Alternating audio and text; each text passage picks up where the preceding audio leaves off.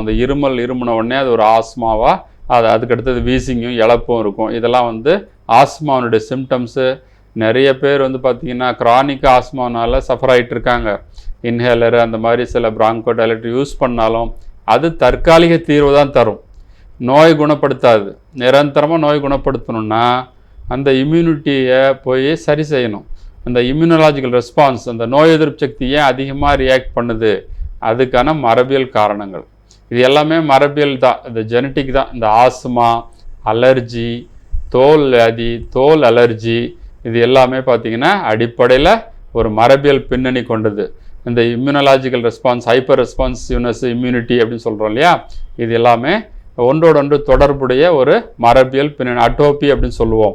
இப்போ skin allergy, asthma allergy, இதுக்கு ஒன்றோடொன்று தொடர்பு இருக்குது.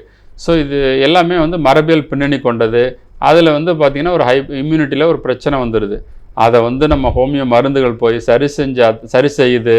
அந்த ஹோமியோ மருந்துகள் தான் கான்ஸ்டியூஷனல் மருந்து வந்து ரொம்ப டீப்பாக வேலை செய்யுது.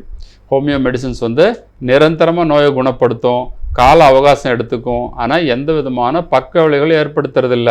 இப்போ நம்ம ஆஸ்மாவுக்கு ட்ரீட்மெண்ட் எடுத்துக்கிட்டோன்னா அது குணமாகும், நிரந்தரம் குணம் ஆகும், டைம் எடுத்துக்கும். ஏன்னா பார்த்திங்கன்னா நிறைய பேர் வந்து வரவங்க வந்து நம்மகிட்ட ட்ரீட்மெண்ட்டுக்கு வரவங்க ஏற்கனவே நிறைய ட்ரீட்மெண்ட்லாம் வந்து பயன்படுத்தி ட்ரீட்மெண்ட்லாம் நிறைய எடுத்து அதில் வந்து எக்ஸாஸ்டாக டயர்டாகி போய் தான் வர்றாங்க. அப்போ என்ன ஆகுதுன்னா, இயற்கையாக ஆஸ்மா மட்டும் இல்லாமல் அந்த எடுக்கக்கூடிய பல வகையான மருந்துகளும் அதில் போய் மாற்றங்களை ஏற்படுத்துது. அதாவது இந்த ரெஸ்பிரேட்டரி மியூக்கோஸ் மெம்பரேனில் அந்த மொத்த ஆஸ்மாவே அது வந்து கொஞ்சம் ஆல்டர் பண்ணுது. நோயினுடைய தன்மையே அது வந்து கொஞ்சம் வேறு மாதிரி கொண்டு போகுது.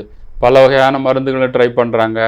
இன்ஹேலரு, பிராங்கோடைலட், சித்தா, ஆயுர்வேதா, வந்து பங்கஜ கஸ்தூரி, இது மாதிரி நிறைய பொருள்கள் வந்து ப்ராடக்ட் அவங்க யூஸ் பண்ணி ட்ரை பண்ணி பார்க்குறாங்க. ஆனால் ஆஸ்மா குணமாகறதில்ல. அந்த ஸ்டேஜில் வரும்பொழுது என்னென்னா